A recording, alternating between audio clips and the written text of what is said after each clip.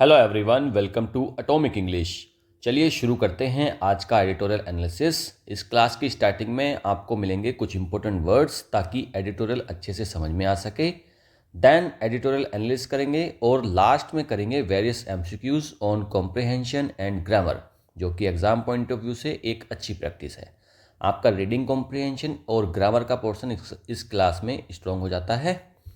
Daily vocab की class आपको 10 बजे मिल जाती है, जिसमें वोकैब को हम एक बड़ी डिटेल में पढ़ते हैं, including antonyms, synonyms, idioms, phrasal verbs and one word substitution with practice MCQs. जी हाँ, उसके लास्ट में हम करते हैं ये जितने भी वोकैब हमने पढ़ी है उसकी प्रैक्टिस विद ट्रिकी एमसीक्यूज, जिससे आपको सारे की सारी वोकैब डेली वहीं क्लास में याद हो जाती है। तो वो जो क्लास है ना वोकैब की, वो तो बहुत इंपॉर्टेंट क्लास है, उसको आप ज़रूर देखिए, उसका ज़रूर फ़ायदा लीजिए। इस क्लास की पीडीएफ आपको टेलीग्राम पर मिल जाएगी, लिंक डिस्क्रिप्शन में अवेलेबल है।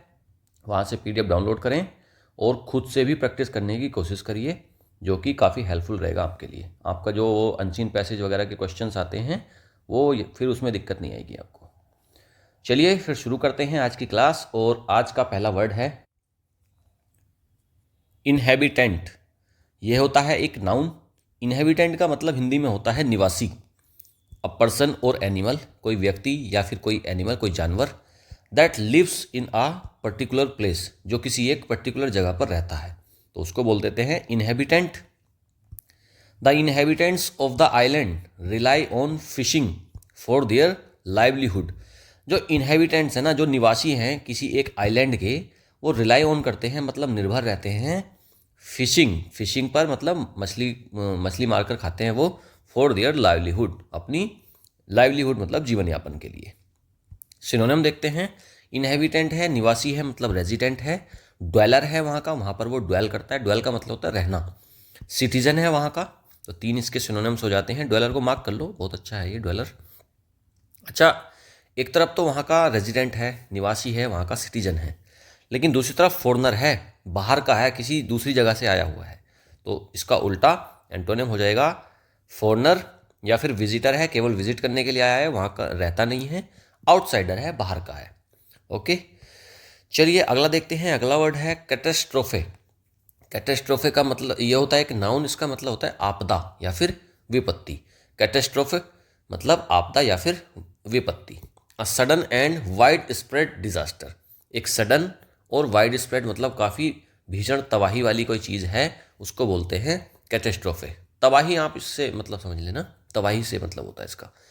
The earthquake was a catastrophe. Earthquake होता है भूकंप। भूकंप क्या था? एक कैटेस्ट्रोफे था, एक तबाही थी, आपदा थी। दैट लेफ्ट थाउजेंड्स होमलेस, जिसने क्या कर दिया? हजारों लोगों को होमलेस कर दिया, बेघर कर दिया। डिजास्टर, कैलामिटी और ट्रेजिडी। कैलामिटी को मार्क करो, बहुत अच्छा वर्ड है ये। तो कैलामिटी होना, डिजास्टर होना और ट्रेजिडी होना, तीनों का वही मतलब है, आपदा या फिर विपत्ति। तीन इसके सिनोनिम्स हो गए। अच्छा, एक तरफ तो आपदा है, विपत्ति है, लेकिन दूसरी तरफ ब्लेसिंग है, आशीर्वाद है, फॉर्चून है, भाग्य मिला हुआ है, और सक्सेस है। तो तीन इसके उल्टे एंटोनियम्स हो जाते हैं, ब्लेसिंग्स, फॉर्चून और सक्सेस। अगला वर्ड है एक्सपेल। एक्सपेल होता है एक वर्ब, इसका मतलब होता है निष्कासित करना, निकालना किसी को। टू फोर्स समवन, किसी को फोर्स करना। टू लीव अ प्लेस, एक प्लेस को छोड़ना या फिर किसी एक ऑर्गेनाइजेशन को छोड़ने को बोलते हैं एक्सपेल करना। ठीक है जी। The school decided to expel the student. School ने क्या डिसाइड करा है कि भाई वो एक्सपेल कर देगा स्टूडेंट को, मतलब निकाल देगा, उसका निष्कासन के बारे में स्कूल ने डिसाइड करा है। फॉर रिपीटेड मिसकंडक्ट, शरारती बच्चा रहा होगा कोई ये, तो ये इस स्टूडेंट के रिपीटेड मतलब बार बार उसका जो मिसकंडक्ट है, गलत बिहेवियर है, उसके लिए उसको स्कूल ने डिसाइड करा है एक्सपेल करने का, निकालने का, निष्कासित करने का। बैनिश करना, रिमूव करना या फिर एविक्ट करना। बैनिश को मार्क कर लो, ये अच्छा वर्ड है। एविक्ट भी ठीक है, इसको भी आप मार्क कर लो।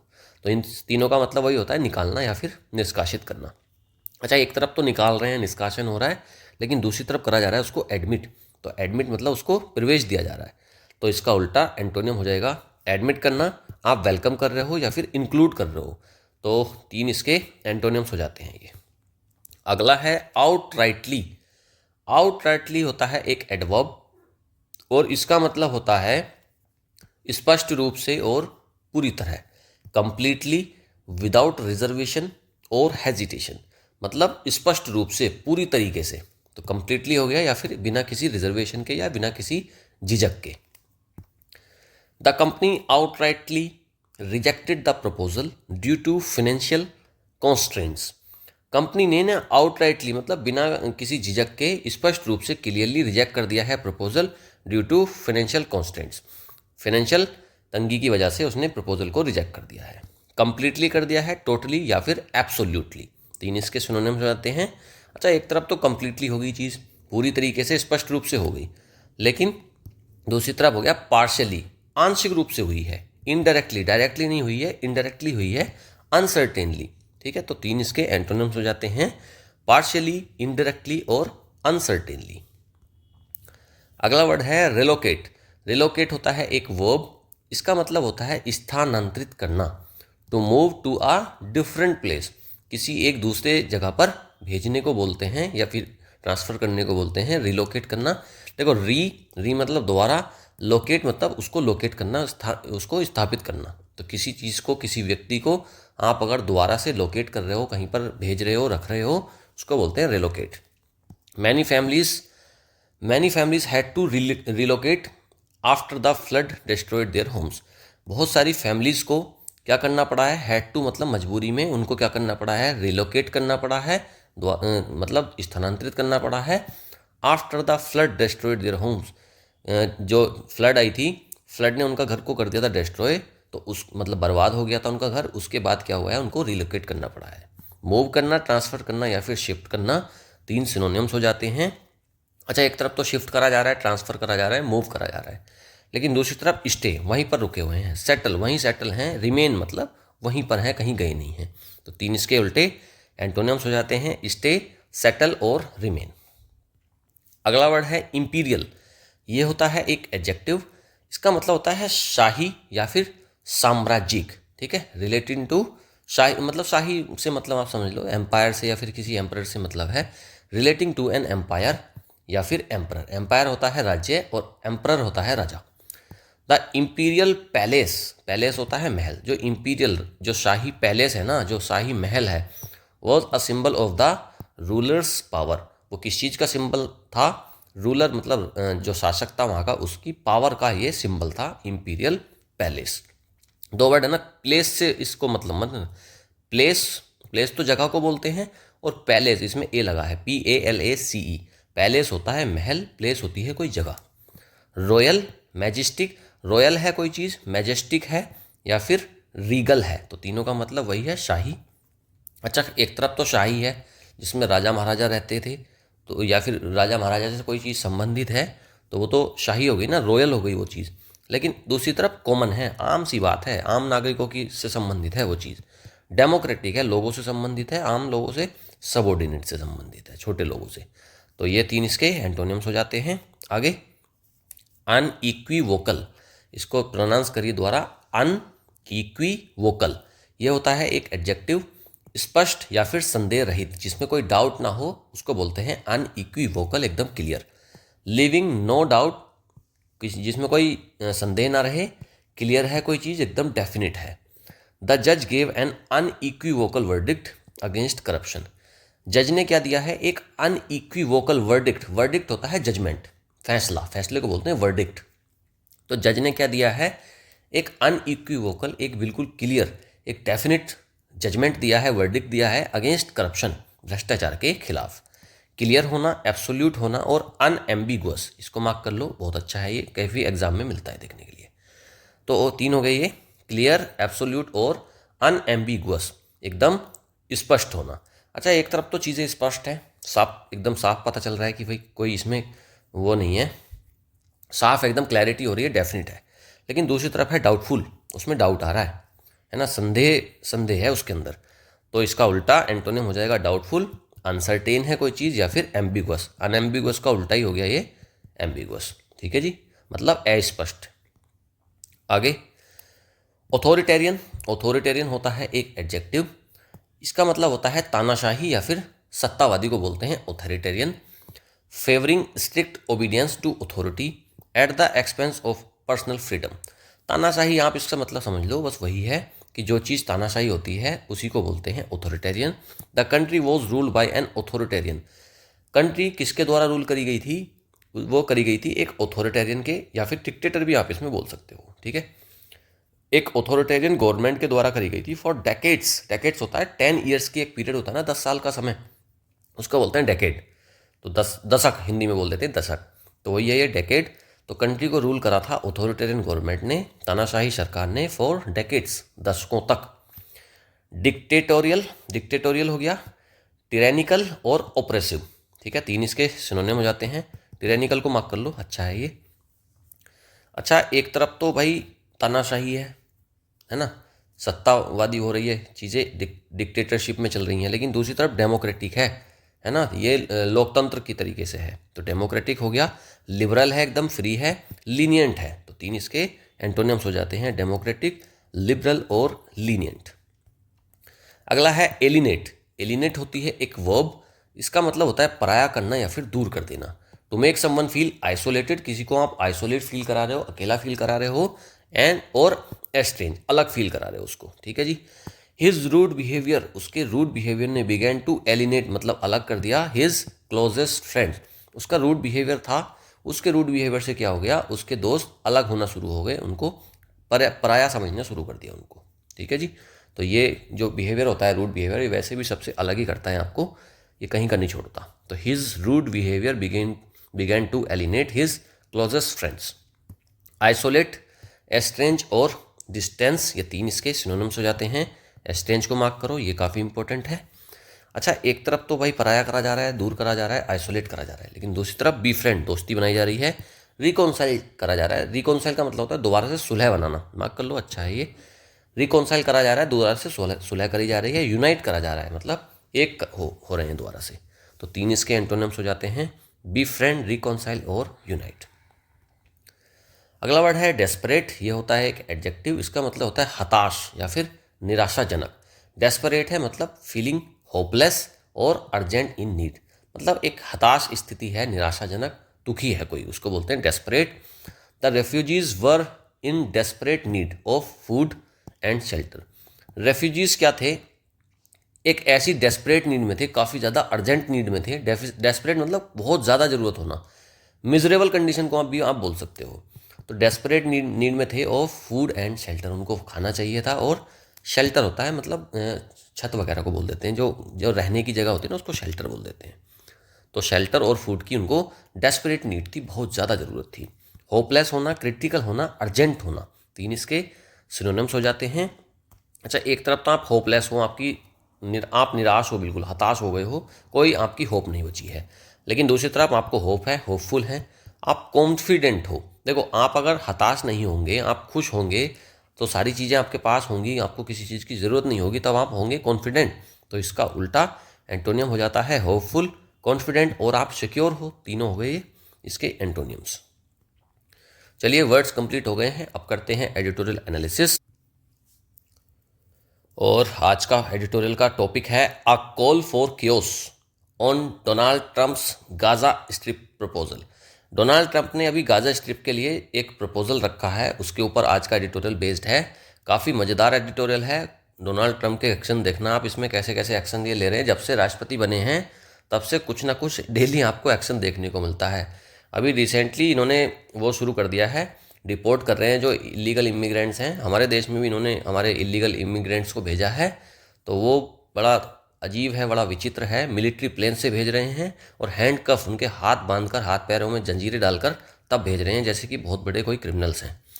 चलिए पढ़ते हैं आज का editorial, a call for chaos on Donald Trump's Gaza Strip proposal. The United States should push for a two state solution, not displace an entire people. देखो, यूनाइटेड स्टेट्स जो अमेरिका है उसको पुश करना चाहिए, मतलब उसको जोर लगाना चाहिए for a two state solution, दो देशों के सोल्यूशन के लिए। नॉट डिस्प्लेस, ना कि वो डिस्प्लेस करें किसको, एक एंटायर पीपल, कि भाई ऐसा नहीं है कि एक पूरी एक कम्युनिटी है, उन लोगों को हटाकर दूसरी जगह पर भेजने की बात करें। इनको ना दो देशों के सोल्यूशन के बारे में सोचना चाहिए।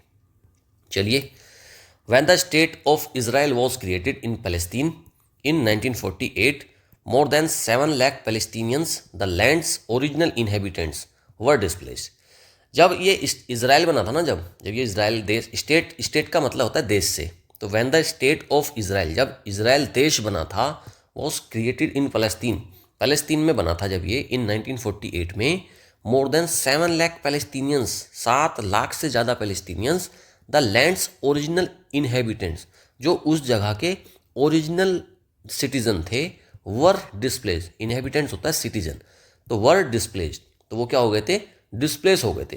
देखो ये वर आया है, वर बता दो भाई किसके लिए आया है, वर अभी बता देते हैं। देखो ओरिजिनल इनहेबिटेंट्स है ना, इसी के लिए वर आया है, प्लूरल है इसलिए फिर वर आ गया यहाँ पे। Palestinians remember this forced mass expulsion as the Nakba catastrophe. जो पैलेस्टीनियंस लोग हैं ना, वो आज भी इस चीज़ को, जब वो डिस्प्लेस हो गए थे 7 लाख लोग, आज भी इस एक बड़े डिस्प्लेसमेंट को याद रखते हैं नकबा के नाम से। नकबा का मतलब होता है कैटेस्ट्रोफे, एक आपदा, एक तबाही। More Palestinians were expelled during the 6 day war in 1967, और बहुत सारे पैलेस्टीनियंस को एक्सपेल कर दिया गया था, निकाल दिया गया था during the 6 day war in 1967। 1967 में जो 6 दिन का एक जंग हुई थी, उसमें पैलेस्टीनियंस को निकाल दिया गया था। सम मूव्ड टू गाज़ा, और कुछ उनमें से गाज़ा चले गए थे, गाज़ा पट्टी जो है, कुछ लोग वहाँ पर चले गए थे। Others to the West Bank, और जो दूसरे लोग थे वो चले गए थे वेस्ट बैंक में। While the majority fled to other countries, और मेजोरिटी और ज़्यादातर लोग तो कहाँ चले गए थे, दूसरी कंट्रीज़ में चले गए थे। वेयर दे, जहाँ पर वो, and their descendants are refugees, और वहाँ पर वो कैसे बनकर रहे हैं, वो और उनके जो अगले पीढ़ियाँ आई हैं, डिसेंडेंट्स आए हैं, वो वहाँ पर बनकर रहे हैं रेफ्यूजी, शरणार्थी बनकर रहे हैं दूसरे देशों में जाकर। In successive peace talks Israel has outrightly rejected their right to return to their homes, a fundamental right. और सक्सेसिव पीस टॉक्स हुई उसके बाद में, जब वो देश बन गया इजराइल, उसके बाद में ये लोग डिस्प्लेस हो गए, उसके बाद में सक्सेसिव पीस टॉक्स हुई, काफ़ी ज़्यादा शांति की वार्ताएं हुई, लेकिन इजराइल ने सीधा मना कर दिया, आउटराइटली मतलब सीधा उसने मना कर दिया, रिजेक्ट कर दिया their right to return to their homes, कि उनको आने ही नहीं दिया, उनके जो घर थे वहाँ पर उनको आने ही नहीं दिया, उनसे उनका राइट छीन लिया। अ फंडामेंटल राइट, जो कि एक फंडामेंटल राइट है, किसी भी व्यक्ति का अपने घर में आने का तो एक फंडामेंटल राइट होता है ना, वो इजराइल ने वहाँ पर छीन लिया। Now US president Donald Trump wants to forcibly transfer the 2.3 million Palestinians out of Gaza। अब यूएस के जो प्रेसिडेंट है करंट, डोनाल्ड ट्रंप, वो क्या चाहते हैं, वो ही वांट्स टू फोर्सिबली ट्रांसफ़र, वो फोर्सिबली ट्रांसफ़र करना चाहते हैं 2.3 मिलियन पैलेस्टीनियंस, लगभग 23 लाख पैलेस्टीनियंस को आउट ऑफ गाज़ा। जो गाज़ा में जाकर जो लोग बसे थे वो रहते रहे, लेकिन अभी जो वॉर चली है पीछे इजराइल और फ़लस्तीन की, तो उनमें ना अब वो लगभग 23 लाख लोगों को गाज़ा से निकालना चाहते हैं डोनाल्ड ट्रंप, और forcibly. The Mediterranean enclave that has suffered relentless Israeli bombardment for 15 months. और ये जो मेडिटेरेनियन इनक्लेव है, वहाँ पर मेडिटेरेनियन सी है ना, तो उसके आसपास का जो एरिया है, उसमें क्या हुआ है, रिलेंटलेस लगातार इजरायली बोम्बार्डमेंट हुई है। अभी करी थी ना इजराइल ने, 15 महीने तक लगातार बोम्बार्डमेंट करा था, जो हमास के ऊपर कर रहा था इजराइल, उस वाले को बोल रहा है ये। His plan involves relocating Palestinians to neighbouring Arab countries. और डोनाल्ड ट्रंप का क्या प्लान है कि वो कह रहा है कि भाई आप रिलोकेट हो जाओ पैलेस्टीनियन को टू नेबरिंग अरब कंट्रीज़, जो आसपास के अरब कंट्रीज़ है ना, वहाँ पर आप शिफ्ट हो जाओ। Taking over the 360 square kilometre strip मतलब वो गाज़ा पट्टी जो है, गाज़ा के बारे में बोल रहा है, और ये कह रहे हैं कि हम 360 स्क्वायर किलोमीटर का जो स्ट्रिप है ना ये Gaza, which he calls a hell hole, इसको डोनाल्ड ट्रंप बोलते हैं हेल होल। देखो डोनाल्ड ट्रंप की जो टर्मिनोलॉजी रहती है ना, वो बड़ी अजीब रहती है। इसको बोल रहे हैं हेल होल, मतलब जहन्नुम का द्वार बोल रहे हैं इसको ये, ठीक है। ये ऐसे ही करते हैं, अभी जो इलीगल माइग्रेंट्स को ये वापस भेज रहे हैं ना, उनको भी ये अनडॉक्यूमेंटेड इलीगल एलियंस बोल रहे हैं, है ना कि वो माइग्रेंट नहीं बोलते उनको, अब तो वो एलियन बोलना शुरू कर दिया कि पता नहीं कहाँ से आ गए ये। And redeveloping it into the Riviera of the Middle East, और ये इसको बनाएंगे Riviera of the Middle East, एक बहुत शानदार जगह बनाएंगे वहाँ पर। लेकिन उनसे बोल रहे हैं जो वहाँ रहते हैं कि भाई आप यहाँ से रिलोकेट कर जाओ, आप यहाँ से चले जाओ। At a press conference in Washington DC, Washington DC में एक प्रेस कॉन्फ्रेंस हुई with Israeli prime minister Benjamin Netanyahu. तो इनके साथ में, इजराइल के प्राइम मिनिस्टर के साथ में इनकी एक प्रेस कॉन्फ्रेंस हुई। He also stated sending troops to Gaza if necessary. और डोनाल्ड ट्रंप क्या कह रहे हैं, ही ऑल्सो स्टेटेड, उन्होंने कहा है कि भाई वो ट्रूप्स होता है सैनिक, कि भाई हम सैनिक भेज देंगे गाजा में अगर ज़रूरत पड़ी। इफ़ नेसेसरी मतलब अगर ज़रूरत पड़ी तो। The White House later claimed that he meant a temporary relocation of Palestinians. और वाइट हाउस ने बाद में क्या क्लेम करा है, बाद में वाइट हाउस की तरफ से एक सफाई आई है, वो कहते हैं कि उनका ये मतलब था एक टेम्पररी रिलोकेशन करेंगे पैलेस्टीनियंस का। आप मतलब उनको टेम्परेरीली हम उसको रिलोकेट करेंगे दूसरी जगहों पर। टेम्परेरी क्या होता है ये, आप टेम्परेरी थोड़ी भेज दोगे, वो तो फिर चले ही गए ना हमेशा के लिए। It also classified that he had not committed to deploying US troops but reaffirm that his out of the box proposal for Gaza was a serious one. It is also clarified, ये भी साफ होता है that he had not committed to deploying US troops, और ये भी उन्होंने clear करा है कि भाई वो जो US ट्रूप्स है ना, जो US के सैनिक हैं, अमेरिकन सैनिक हैं, उनको डिप्लॉय करने के लिए कमिटेड नहीं है, but reaffirm that his out of the box proposal for Gaza was a serious one. और कह रहे हैं कि इन्होंने जो ये अपनी सोच के साथ में जो प्रपोजल दिया है ना ये, तो ये गाजा के लिए बहुत सीरियस प्रपोजल है।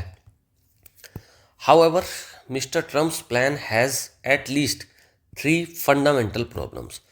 हालांकि ये जो मिस्टर ट्रम्प का प्लान है ना रिलोकेट करने का पैलेस्टीनियंस को गाजा पट्टी से, इसके अंदर 3 फंडामेंटल प्रॉब्लम्स हैं। पहली, Palestinians are not an imperial possession that Israel and the US can bomb and relocate at will.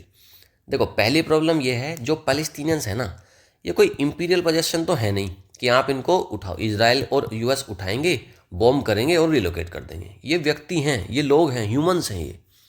They are people, वो लोग हैं विद आर नेशनल आइडेंटिटी, उनकी एक नेशनल आइडेंटिटी है, वो वहाँ के नेटिव्स हैं, वहाँ के सिटीजन हैं। हुज कलेक्टिव हिस्ट्री, जिनकी एक कलेक्टिव हिस्ट्री है, प्रेजेंट है, फ्यूचर है, is deeply tied to the Palestinian land. और इनकी सारी चीज़ें, उनका जो भूत, भविष्य और वर्तमान है, वो तीनों उस पैलेस्टीनियन लैंड से जुड़ा हुआ है। आप उनको रिलोकेट करने का प्रपोजल दे रहे हो। Despite relentless Israeli bombardment, the Palestinians of Gaza have refused to leave। और जो रिलेंटलेस इजरायली बम्बार्डमेंट हुई है ना, जो भीषण बमबारी करी गई है बिना रुके, इन्होंने लगातार 15 महीने तक जो बमबारी करी है, डिस्पाइट दैट, उसके बावजूद जो पैलेस्टीनियंस हैं ना गाजा के, उन्होंने भाई साहब रिफ्यूज़ कर दिया है छोड़ने के लिए, वो छोड़ कर नहीं गए अपनी जगह को। नाउ, और अब mister Trump is advocating what is essentially a call for ethnic cleansing, another नकबा।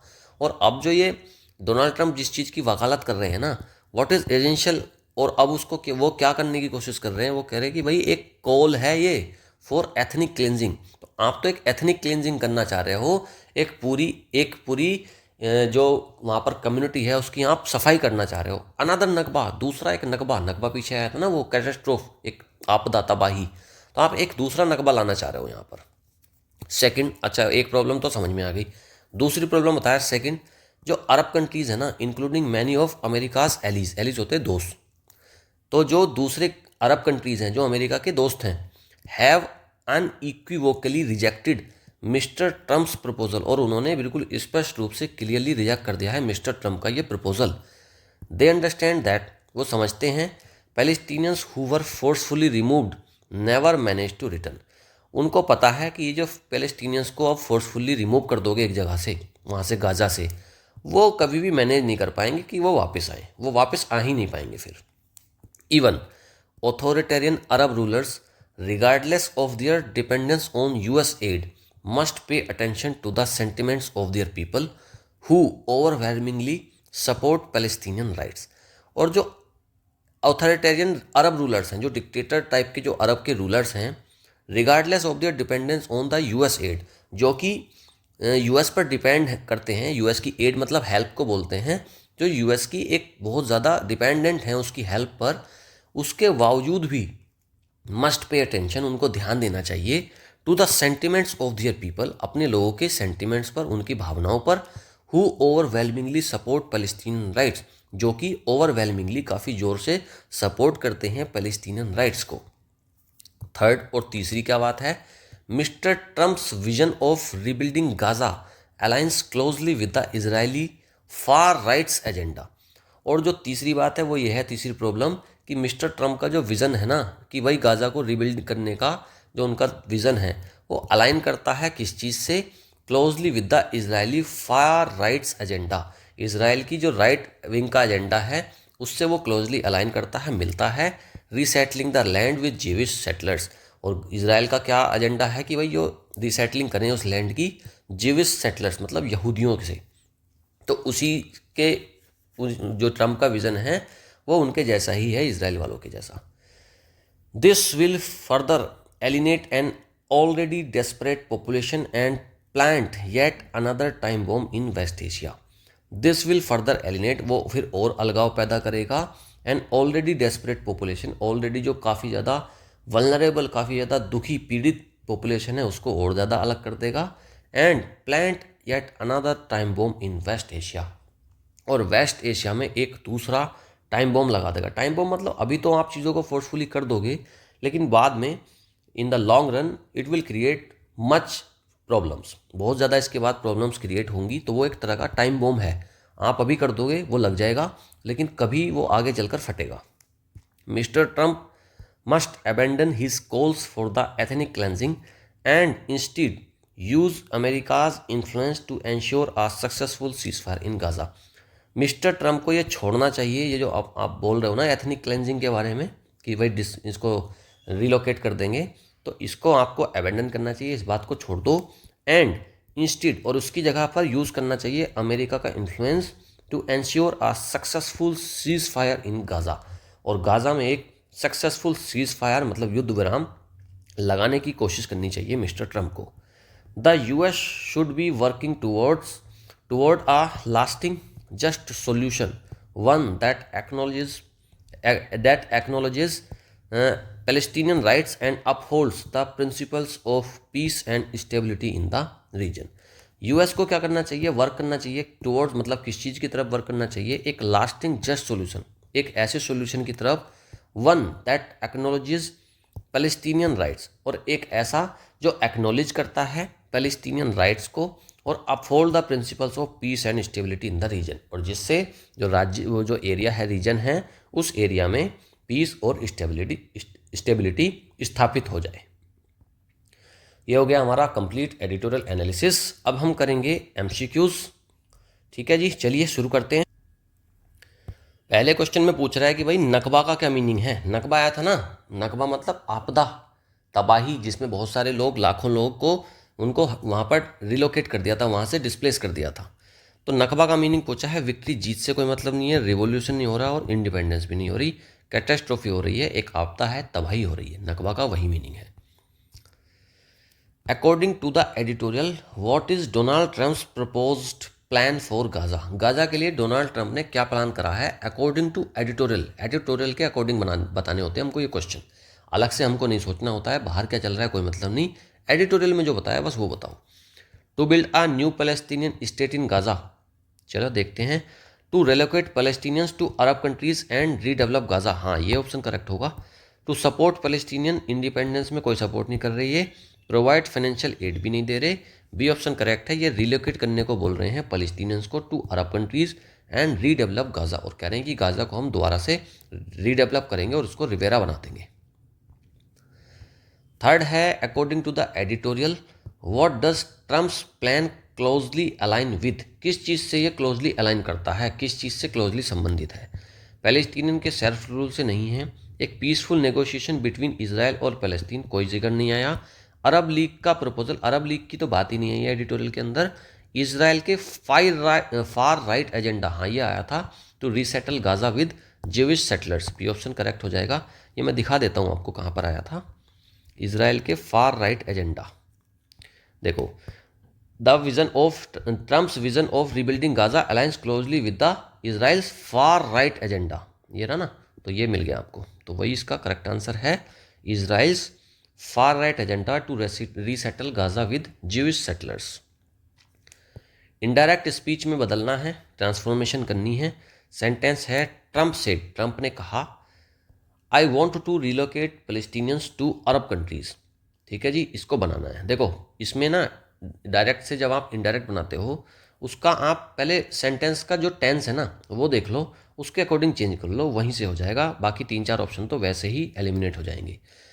I want to relocate, I want, ठीक है जी। वॉन्ट है वर्ब की फर्स्ट फॉर्म। वर्ब की फर्स्ट फॉर्म किस में आती है?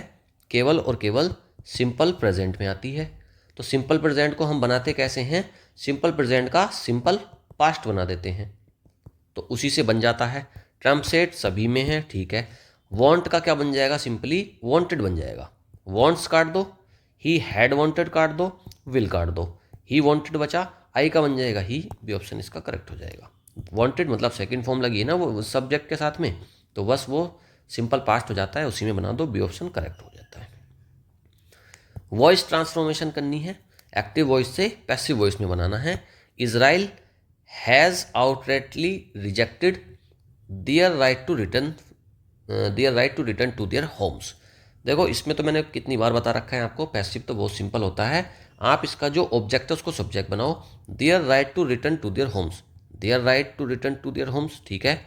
अगले में भी ठीक है, सेकंड में भी है, थर्ड में भी है और फोर्थ में भी है, ठीक है। फिर हम चलते हैं उसके पास, वर्ब की तरफ चलते हैं। हैज़ और रिजेक्टेड, वर्ब की थर्ड फॉर्म तो हो गया सिंपल, सॉरी सिंपल नहीं, प्रेजेंट परफेक्ट। तो प्रेजेंट परफेक्ट हो गया, हैज़ के साथ वर्ब की थर्ड फॉर्म आई है। इसको कैसे बनाएंगे? हैज़, जो प्रेजेंट परफेक्ट को कैसे बनाते हैं? हैज़ या फिर हैव प्लस बीन और प्लस वर्ब की थर्ड फॉर्म, ये पैटर्न होता है इसको पैसिव में बनाने का। तो अब जहाँ पर भी आपको हैज़, हैव, बीन और वर्ब की थर्ड फॉर्म मिल जाएगी, वही ऑप्शन आपका करेक्ट हो जाएगा। देखो वाज आ गया, काट दो, इज आ गया, काट दो, हैड आ गया, काट दो, हैज़ आ गया, बीन आ गया और आउटराइटली थर्ड फॉर्म रिजेक्टेड आ गया, ये ऑप्शन करेक्ट हो जाएगा। सिंपल है यार बहुत। Identify the correct tense form in the sentence. इस सेंटेंस में आपको बतानी है जो टेंस की फॉर्म बताना है कि ये कौन सा टेंस है। चलो मैं इसमें आपकी थोड़ी सी हेल्प कर दूंगा, लेकिन आपको ये खुद से बताना है। कमेंट में आप बताएंगे कि इसमें कौन सा टेंस लगा हुआ है। Trump's vision of rebuilding Gaza, अब यहाँ तक तो हो गया आपका पूरा सब्जेक्ट, ठीक है जी। अलायंस, ये हो गई verb, closely with the Israeli far right agenda, ये हो गई वर्ब। इसी के थ्रू आप पहचानेंगे कि ये कौन सा टेंस यूज करा गया है। सिंपल प्रेजेंट है, प्रेजेंट कंटिन्यूस है, प्रेजेंट परफेक्ट है या फिर पास्ट परफेक्ट है। इसमें से आप बता दो कौन सा है, कमेंट में मुझे बताओ कौन सा टेंस ये है। अलाइन से आपको पता लग जाएगा कि कौन सा टेंस है, ठीक है जी। एस लगा है, इतनी भी हेल्प कर देता हूँ, अलाइन में एस लगा हुआ है सिंगुलर के साथ, क्योंकि ट्रम्प का जो विजन है ना उसके लिए आया है अलायंस। अब बता दो मुझे कौन सा ये टेंस है, और जिसका आंसर करेक्ट होगा उसको मैं हार्ट लाल कर दूंगा और उससे फिर हो जाएगा, पता लग जाएगा कि भाई इसका क्या आंसर करेक्ट है। ओके चलिए, होप आपने एंजॉय किया होगा, आपको काफ़ी कुछ सीखने को मिला होगा। और अब हम मिलते हैं 10 बजे वोकैब की क्लास में, बहुत इंपॉर्टेंट क्लास है वो, उसको आप ज़रूर देखें। उस क्लास में पढ़ते पढ़ते क्लास के एंड तक आपको सारे वोकैब जितनी भी मैं कराता हूँ सारा याद हो जाता है, और लास्ट में हम प्रैक्टिस करते हैं, उसके बाद तो भाई बिल्कुल रट जाती हैं चीज़ें। ओके चलिए, thank you, have a nice day, goodbye. और जाते जाते चैनल को सब्सक्राइब ज़रूर करके जाएं, बहुत इंपॉर्टेंट कंटेंट आने वाला है, उसका आपको फ़ायदा मिलेगा। ओके चलिए, थैंक यू।